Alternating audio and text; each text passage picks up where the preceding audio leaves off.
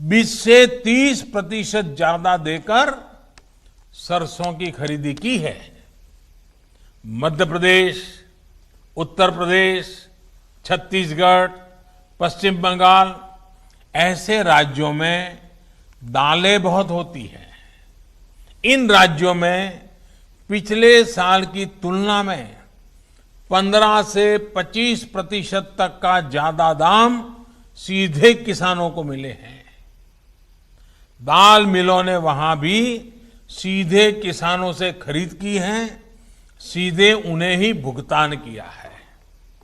अब देश अंदाजा लगा सकता है कि अचानक कुछ लोगों को जो दिक्कत होनी शुरू हुई है वो क्यों हो रही है।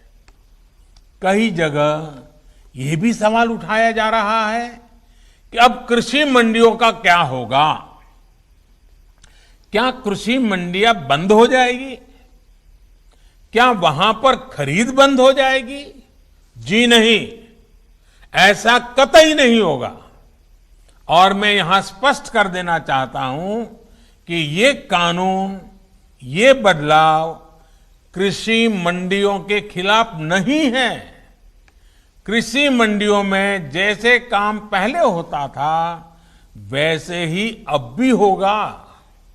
बल्कि ये हमारी ही एनडीए सरकार है जिसने देश की कृषि मंडियों को आधुनिक बनाने के लिए निरंतर काम किया है।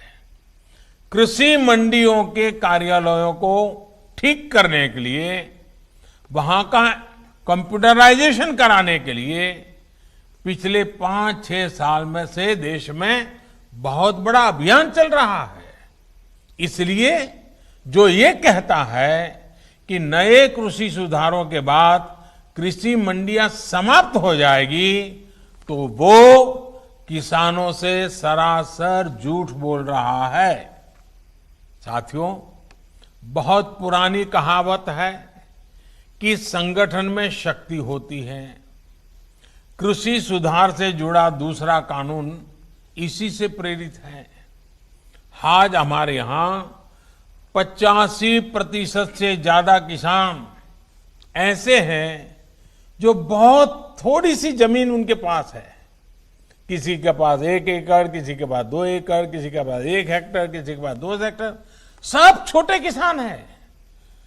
छोटी सी जमीन पर खेती करके अपना गुजारा करता है। इस वजह से इनका खर्च भी बढ़ जाता है और उन्हें अपनी थोड़ी सी उपज बेचने पर सही कीमत भी नहीं मिलती है। लेकिन जब किसी क्षेत्र के ऐसे किसान अगर एक संगठन बनाकर यही काम करते हैं तो उनका खर्च भी कम होता है और सही कीमत भी सुनिश्चित होती है।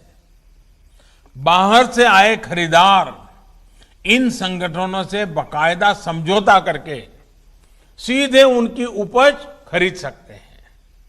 ऐसे में किसानों के हितों की रक्षा के लिए ही दूसरा कानून बनाया गया है। एक ऐसा अनोखा कानून है जहां किसान के ऊपर कोई बंधन नहीं होगा।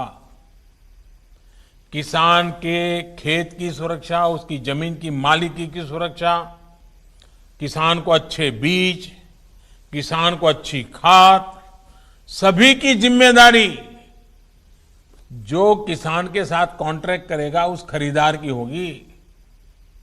किसान से जो समझौता करेगा उस समझौता करने वाले की होगी। साथियों, इन सुधारों से कृषि में निवेश बढ़ेगा, किसानों को आधुनिक टेक्नोलॉजी मिलेगी, किसानों के उत्पाद और आसानी से अंतर्राष्ट्रीय बाजार में पहुंचेंगे।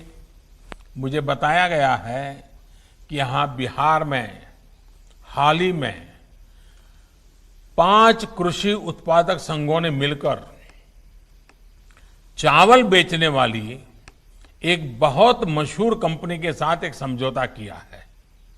इस समझौते के तहत 4000 टन धान वो कंपनी बिहार के इन एफपीओ से खरीदेगी। अब इन एफपीओ से जुड़े किसानों को मंडी नहीं जाना पड़ेगा।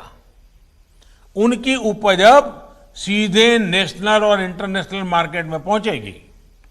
साफ है कि इन सुधारों के बाद खेती से जुड़े बहुत सारे छोटे बड़े उद्योगों के लिए बहुत बड़ा मार्ग खुलेगा।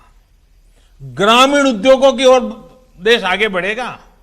मैं आपको एक और उदाहरण देता हूं। मान लीजिए कोई नौजवान एग्रीकल्चर सेक्टर में कोई स्टार्टअप शुरू करना चाहता है,